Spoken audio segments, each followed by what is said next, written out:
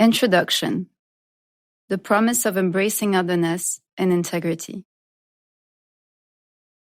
The world as we know it, with its mainstream narratives, has vastly ignored the creative leadership of women in general, and Black Indigenous women of color in particular. BIWOC. By BIWOC, I mean minorities in the global north and women from the global south of Black, Brown, Indigenous, Latino, and Asian cultures.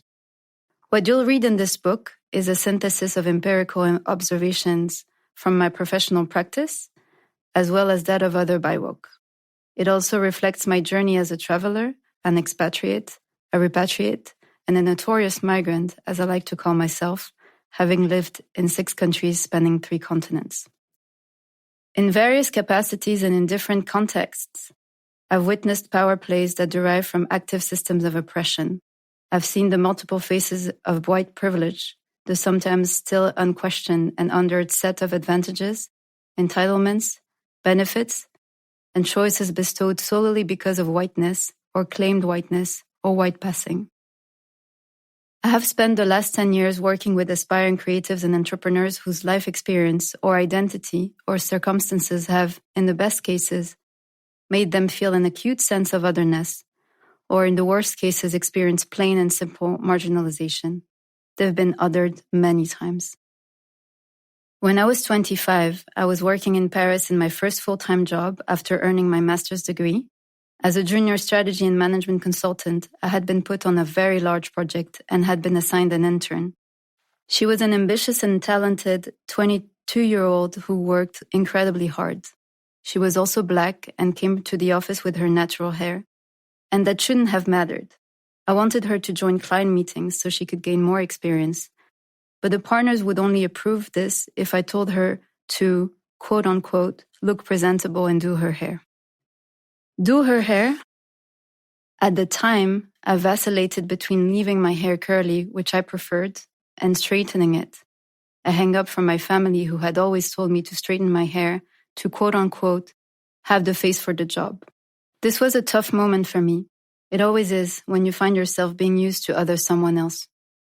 I refused to play the game of othering her and simply insisted she would come. But I've been on the receiving end myself, too many times to count. Once, I was interviewed for the role of CEO of a European venture capital network focused on curating a thriving ecosystem in the global south. I had been approached by its founder and was touched by his confidence in me. I endured a series of interviews led by men who seemed to dismiss me from the minute I walked in. One of the men was white, 50 years old, and had been with the company for 10 years, less time than I had been developing tech talent across the African continent. I knew what he was thinking without him saying it, but he also did say it. But you're young, he told me. You're a woman. Who knows what life will throw at you in the next few years? He was not so surreptitiously questioning my capacity to lead should I become a mother. I was outraged, and when the rejection came, truly disappointed. I had spent years battling patriarchy and misogyny across my home continent, and I had almost forgotten that patriarchy exists in the West too.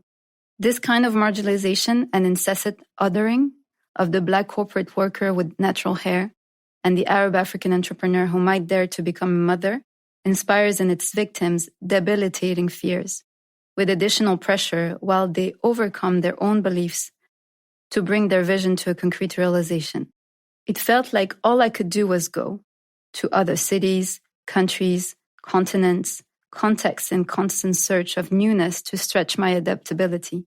I sought places of expansion.